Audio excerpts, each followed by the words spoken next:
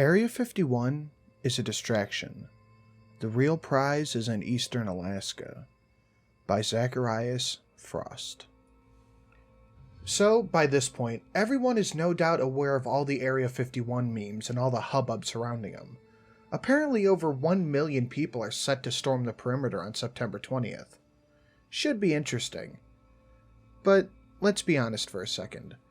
I doubt it'll happen. And even if it did, even if by some ridiculous miracle they managed to overwhelm the most powerful military on Earth and infiltrate a top-secret base, I don't think they would be too thrilled with the results. I'll just come right out and say it, I guess. Area 51 is just a red herring. It's a distraction, and it pretty much always has been. There's nothing out there but sand, some reclusive scientists, and a crusty-ass lake at this point. I mean, think about it. If Area 51 is one of the most top-secret and covert black sites in the world, then why the fuck does everyone know about it? How secret can a secret be if everyone knows the secret? For God's sake, even Obama acknowledged its existence a while back. That's the whole point of it. They want you to be distracted, just so you don't look for others. But why take my word for it? Who am I anyway? Just some shithead on the internet who decided to cash in on a trend for some clout. Or perhaps a bit of that sweet, sweet karma. Right? Well, yeah, but actually, no. Well, that may be who I am now, but I was once a person of particular interest to the United States government. Most people know me as Mr. Blue. It's not my real name, but it's easier to pronounce. I used to be a pilot. I did that for many years and I loved every second of it. I tell you, there's nothing quite like soaring through the skies and breaking the sound barrier for the first time. You might shit your pants a little bit, but it's just part of the experience. Now, unfortunately, the type of work I do is above top secret, and, well, for all of our safeties, I can't go into any further detail on what I actually did, or who I worked for. One day, I was out on a classified reconnaissance mission in a certain area where I just shouldn't have been. I'll apologize here for the vague details of certain things, but you gotta understand, the things I'm about to tell you are beyond top secret. They would kill me 10 times over for even uttering a word of it. So, here's hoping that that doesn't happen. Anyway, the mission was pretty much going as planned, when suddenly my instrument started going berserk on my dash. The air pressure in the cabin plummeted, the fuel and speed gauge just bounced off each other like a ping pong. Everything began to go crazy. My alarms erupted into a symphony of just irritation.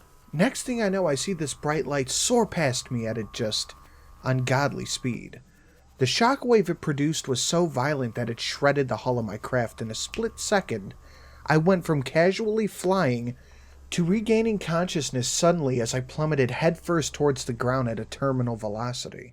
I managed to pull my chute before I splattered, but as I touched down, I almost wished that I hadn't.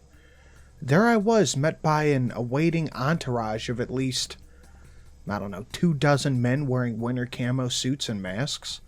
They all pointed their weapons at me and screamed in a language which I knew to be English. I tried my best to calm them down and appear unthreatening, but that didn't stop them from wrenching me into a pair of handcuffs and hauling me into one of their APCs. They began to drive me away, and the severity of the situation, it really hit me. I was not going to be saved. I worked for people who had never said it, but it was always well known that if you were ever captured, you're pretty much on your own. Now, with that in mind, I had no real incentive to keep my mouth shut once they started interrogating me. It may seem cowardly, but I wasn't going to get brutally tortured for some former ally who would never come bail me out.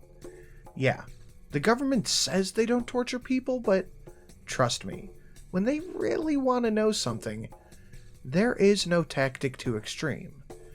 And they really wanted to know something.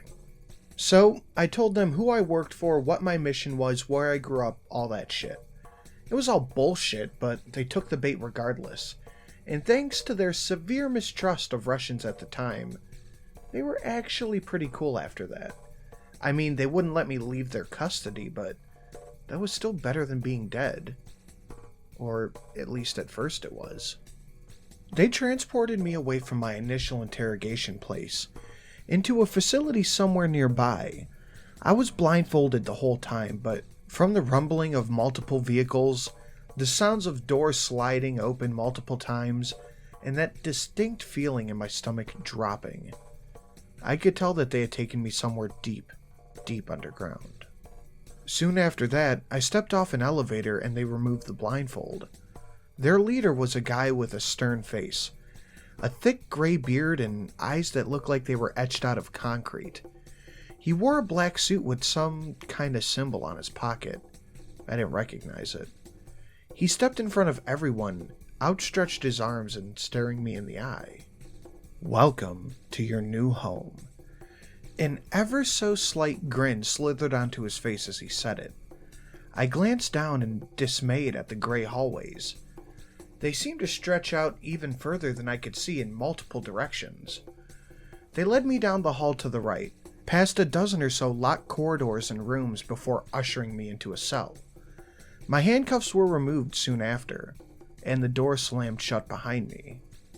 The same man that had welcomed me to the facility now approached the window and pushed the intercom button. "We appreciate your cooperation, Mr. Blue. I don't believe there is any reason why our time spent together has to be so unfriendly. I apologize for this, but you must realize that this is a necessary precaution that we must take. I hope you understand." I took a moment, then nodded back at him. "Wonderful. We'll have dinner sent up to you soon. If you need anything, please notify one of the guards outside your quarters." And with that, he and his little entourage just turned and strolled down the hallway. That was my very first night in the facility I eventually came to know as FEZ. I don't know, or I don't think it has an official name, but I heard several personnel at the base refer to it by that acronym over the years. I still don't know exactly what it stands for. Forbidden Enclosed Ziggurat? Forsaken Evil Zoo? Forced Ejaculation Zeal? Fabulous Elf Zombies? The best I could come up with was Fortified Experimental Zone. And it makes sense too, all things considered. At first, it wasn't actually too bad. The staff was nice, the food they cooked was great, and there was plenty to see around the base. Although, every once in a while, I would hear screams just barely echoing through the vents. They interviewed me probably more than 100 times after that. They were especially interested in the craft that I was piloting. The craft in question was one of our own top-secret technologies. But, unfortunately, it had been blown to smithereens by whatever that light was. So, I couldn't really tell them too much. It took years of incarceration there, but eventually the staff came to trust me almost as much as they did their own comrades. We would laugh and joke with one another, and soon enough we became what some might even consider to be, well, friends. I became especially close with one of the scientists named Kevin. Kevin was a smart guy, comical too, and explained quite a lot of things to me. He and I would spend hours talking on countless occasions. He was my only real glimpse into what was happening in the outside world. He'd bring me books and movies for us to enjoy together. He kept me updated on everything. And over the next 30 or so years, we developed a pretty close friendship that I will always cherish. I guess, I don't know, I must have displayed some kind of intellectual potential, because they eventually started asking for my input on various curiosities just stationed throughout the base. They only did it because I had sworn them complete loyalty, and I would never be allowed to leave the base anyway. But for me, it was just nice to feel included. The base itself was absolutely colossal. They always blindfolded me during transports to any location, but one time I caught a glimpse of the buttons in the elevator, and there had to be at least 50 of them on that panel alone. I remember one of the first things they showed me was the lockdown blocks. The guards were posted at every single cell. I heard some strange noises emitting around me as we traversed the halls. I thought for sure they were about to just show me some horrendous beast from the depths of hell, and I prepared myself accordingly as the howls of the unseen things echoed through the halls. The lead scientist, Dr. Roosevelt, rolled back a two-way mirror curtain, and my heart froze from anticipation. In the cell before us, there was nothing more than a mere human girl in a gray jumpsuit. She was young, maybe 5 years old or so, but there seemed to be nothing out of the ordinary about her. I looked over to the doctor and he flexed his cranial muscle before pressing a button. I heard the sound of gas seep into the room. A tense few seconds passed. The girl suddenly shrieked like a banshee. Her head tilted back and I saw these jagged, needle-like teeth emerge from her mouth. Her jet black eyes, then she lurched at us. She lunged at the window. She struck it pretty hard because she fell back to the ground, gnarling and hissing like some ravenous jackal. The doctor then pressed the button again, cutting off the gas and posing me a question. "Have you ever seen anything like this, Mr. Blue?" All I could do was shake my head as I watched this young demon child stalk about on the other side of the glass. They found her in the woods outside of Whitehorse, with a freshly disemboweled man. She was eating him, and she appeared unaffected by the sub-zero temperatures. I suddenly felt like vomiting, but I didn't say anything. I only stared back at this unusually gruesome little girl. What the fuck was she? Unfortunately, I was never told anything else about her. I doubt any of the personnel knew much more anyway. They came to show me a lot of pretty strange things over the years. A giant brownish orange-haired primate that walked upright and he seemed to respond to facial movements. A humanoid-shaped being that was only detectable via infrared equipment. A golden chest that would instantly kill anyone that touched it. A 10-foot-tall creature that was wrapped in vines and emitted bouts of radiation, and it blended into its environments with perfect camouflage. This monstrous 80-foot fish that was completely frozen in nitrogen. And various other abhorrent creatures that I'm guessing were just the result of relentless genetic tampering. I had never seen anything like it. All the monstrosities housed there, and their secrets buried in their possession. They also asked for my advice on a certain paradoxical phenomenon that had plagued them as well. They told me that for decades, there had been hundreds of unsolved cases of human disappearance that just seems to defy all explanation. Young children would be found on cliff edges they couldn't have possibly reached, while old and frail people would be discovered miles away from where they had last been seen only a few hours earlier. Most of them were never found at all. I could almost see the fear dripping from their eyes as they relayed case after case after case after case of just recorded incidents. And it was clear, although it wasn't said, that they had no idea what the cause was. Unfortunately, neither did I, as it was just the first I had ever heard of such a bizarre phenomenon. I told them that I honestly didn't believe my former allies were responsible, but I don't know if that made them feel better or worse. Throughout all of my years there, I always found one thing pretty peculiar. After all of the weird and terrifying things they showed me, there was never, ever any mention of any type of extraterrestrial. That's what everyone thinks of these black site facilities, right? But nevertheless, they made no mention of it. It made me smile a bit when I thought about it, because they had no clue how close they were. The closest thing they had was this weird tentacle creature with a ring set of teeth in its mouth. It almost looked like an eel, but it possessed 4 iridescent green eyes around its head. And it didn't live in water either, but instead it slithered around on the ground in a very swift and very unsettling motion. They said its DNA resembled nothing like anything they had ever found on Earth before. Hence the reason they believed, but weren't quite certain of its otherworldly origins. Kevin and I got to talking in his quarters one night.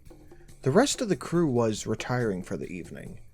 He shared with me a bit of his brandy, and we were content to just sit there and chat like old friends long into the night. He told me a lot about himself, stuff that he had never mentioned before. He showed me pictures of his wife and his son that had been taken from him. Kevin told me that his son had died 2 years ago in a car crash, and that his wife passed a couple of years ago due to cancer.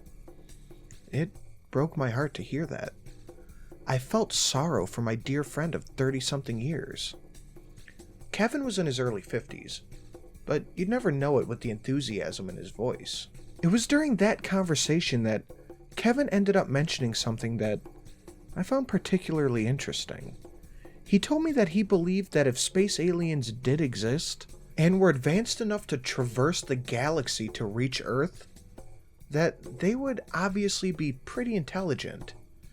He said that he didn't believe any of the Hollywood depictions of doomsday aliens hell-bent on destroying humanity. He thinks that they'd be a lot more subtle than that. Think about it. You find something intelligent that represents no threat to you, and the first thing you do is try to kill it? Kevin asked me skeptically. I considered his words for myself. That'd be a waste, and no species that fancies themselves as advanced beings would do something so brash. At least, I hope they wouldn't. He chuckled slightly and shot me a knowing look, mixed with a unique intrigue that glistened in his eyes. Even if they thought we were destroying our own planet or something, why would they care? There are trillions and trillions of other planets in the Milky Way alone. They could pick any one of them if they needed natural resources. I chuckled to myself, almost sensing where this conversation was headed. It's not the planets they're after, I replied. Kevin snapped and pointed his finger at me as his face just lit up. Exactly. They want to study us. They want to learn how we operate, how we organize, how we live. Kevin's hand motions turned really eccentric, and I saw his access badge jostle around his neck. He took another sip of brandy and continued. They'd probably learn more about us than we even know about ourselves. I mean, granted, they have to be more intelligent. They could learn close up, understand how humans work. They have no need for bloodshed when they could simply just inconspicuously integrate into human culture. No doubt they have mastered the art of altering their biology to disguise themselves as humans. I mean, that's nothing compared to the tech that they used to get here, you know? He paused for a moment in his enthused monologue and wiped the steam off of his glasses. I sat back, pretty content to just let him continue. I found it fascinating that he could know so much. Aliens. They're not warlords. They're poets, architects, authors, musicians, beings who wish to create. It's the ultimate calling for an entity so powerful. Kevin took a deep breath, relieved of his own explanation. His speech had turned a bit slurred, so I could see his eyes floating around lazily in their socket. He then met my eyes in a look that he had never given me before. It was a look that seemed to shed every sense of humanity, formality, and he posed a question which he had long since suspected the answer to. You're not really from Russia, are you? The sudden accusation caught me off guard, and I felt my stomach drop like a lead weight. I didn't say anything. Kevin just scoffed. You had everyone fooled. I mean, I was too for the longest time. You had a suitable backstory, authentic-sounding accent.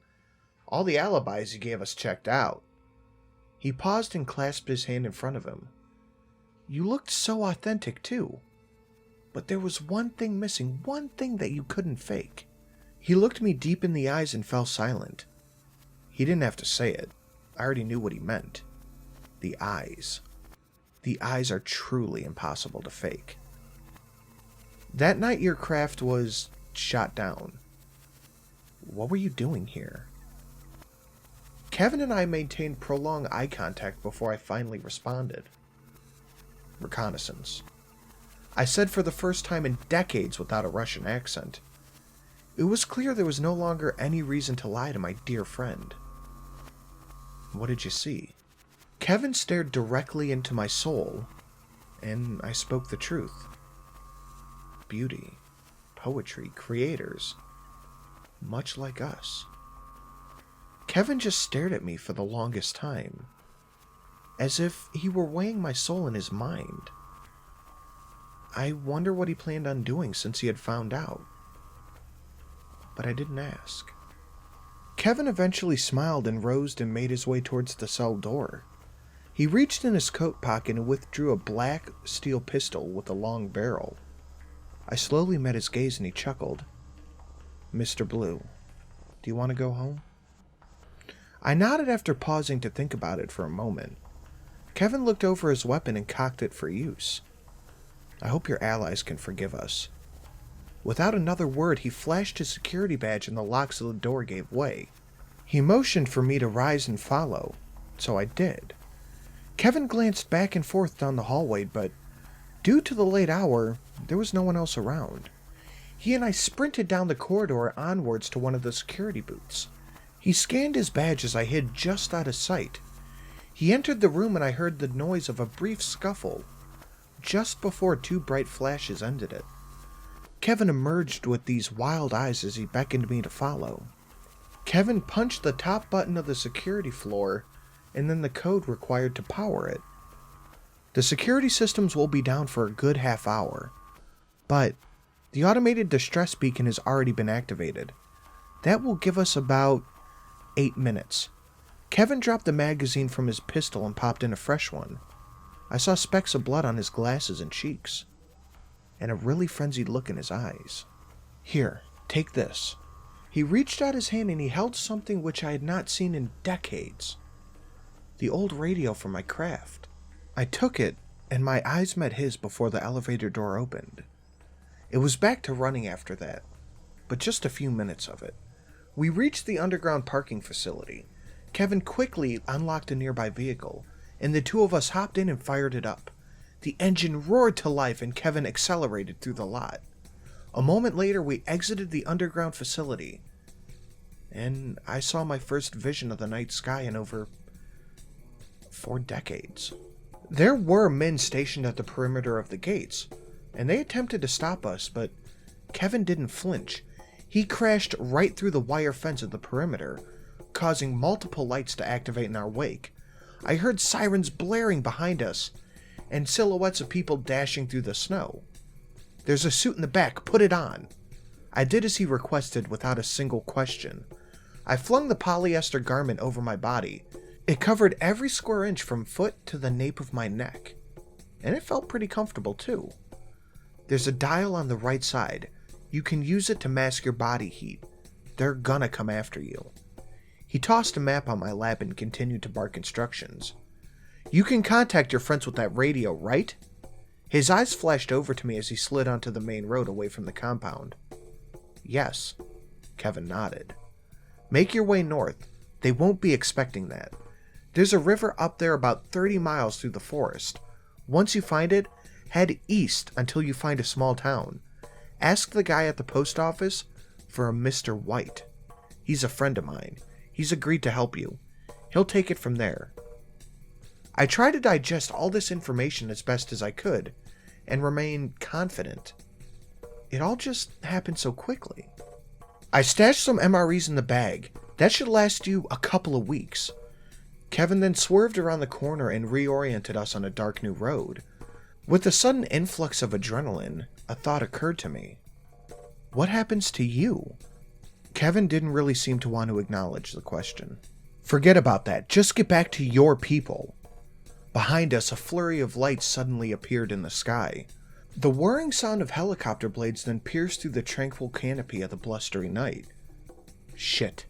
I would hope we had gotten further than this. He suddenly slammed on the brakes. My head just lurched forward and the car spun back and forth on the icy road. "Take this with you." He handed me the pistol, and I hesitantly took it. He and I, our eyes met for one final time. "This is where we say goodbye, Mr. Blue." "Why? Why are you doing this for me?" Kevin sighed and I saw a certain sorrow swirl through his pupils. He stayed silent, but for just a moment. As the sound of engines started approaching, he finally gave me a reply. "You don't belong here. You don't belong in a cage. I don't know where you came from, but I want you to see the ones you love again." His eyes started watering and he jostled his neck before looking at me one more time. I hope you don't think of us as captors or kidnappers. I hope you see us as you see yourself. I just hope you can understand." A single tear rolled down his cheek. I set my hand on his shoulder. "I always have, and I always will. Thank you, Kevin." I then held out my hand and he grabbed it tight, as we shared one final moment before I ventured off into the blizzard. The journey was long and arduous, with me spending weeks trudging through the snow and frozen forests. Hounds, men's, machine. All of them pursued me for days. But somehow, I eluded their efforts. The terrain was brutal and unrelenting, but eventually, I did manage to find the river that Kevin told me about. By that point, all of my pursuers had long since gone silent. I followed the river to the town, and soon after, I met the man known as Mr. White. He was a kind man, and he gladly invited me into his home to avoid the agents. It was there that I had since been waiting for my allies' arrival. They were stunned to hear from me again, but not as stunned as I was to find out the radio still worked. They weren't entirely sure whether they could trust me or not anymore. But I didn't leave them much of a choice when I threatened to go public and expose them to the world. They finally agreed, but admitted it would be months before they could reach me. To be honest, I expected as much, and thankfully Mr. White allowed me to stay with him until their eventual arrival. I found out soon after that my friend Kevin, my dear friend who I owed my freedom and my life, he was found dead. The authorities ruled it a suicide, a single gunshot wound to the back of the head. But obviously, I had my doubts about that. It truly broke my heart to learn of my one true friend's death, but I knew that it was what he expected. I like to think that that's why he did it. And furthermore, it's the reason why I'm posting this here now. Kevin's legacy deserves to live on. And this is the only way I know how to do it. And with that, we come full circle to this message that you're reading now. To address the original topic, Area 51 is indeed a ruse. Kevin held a lot of power in his previous role, and he told me all about the operation. The real prize is the Fez, my former prison, and it's somewhere in eastern Alaska, buried underneath all the snow, and all sorts of abhorrent, horrible things are in its clutches. If you're gonna storm anywhere, that should be the place. Just remember to pack a coat. Kevin was a smart man, brilliant even. And if you managed to make it this far, then I think you're someone like him. Brave, curious, and with the most innate sense of wonder that cannot be satiated. And it's my hope that Kevin's ideas will live through you.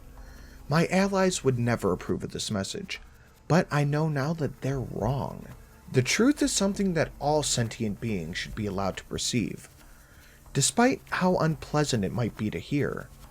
It was Kevin's belief that the beings he knows as aliens are already here, that instead of murdering humans as often as portrayed in stories, they would blend in, take a keen interest in human culture, society, art, write books, poetries, and music in the hopes of connecting to something that's truly extraordinary, something that reminds them of themselves. If Kevin is right, then who knows, maybe one day you'll even stumble upon such a story for yourself. Maybe you'll think it nothing more than a work of fiction to entertain you for a little bit. Maybe the author said something theoretical, something in the story that would seem like nothing more than your run-of-the-mill internet user. He probably wouldn't just come right out and say it, because that would be way too corny. He would probably just leave you the pieces and hope that you understand the truth enough for yourself. Maybe you truly are like Kevin. drawn to mystery and prepared for entertaining the fantastic. Who knows? Maybe you'll just dismiss the implications of every word before you. You don't dare to believe in something so outlandish. Because, in the end, truth is not the problem. Belief is. Maybe someone will understand who, or more importantly, what I really am. Maybe it'll be you. Either way, I've been here for a very, very long time, and it's time for me to go home. Thank you, Kevin. Thank you. I will always uphold our agreement.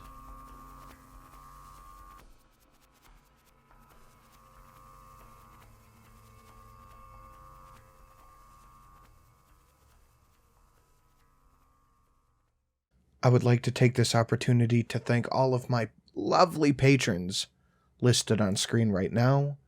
Dan R., Paul Z., Cody V., Chaos X, Mr. Swiston, Official Jerboa, JY Pyromancer, Hayden MH, Ethan A., Dark Side of the Bear, Daniel H., Maximilian Charles P.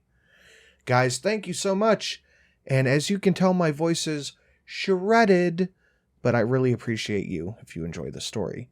And if you don't, I still appreciate you for making it this far.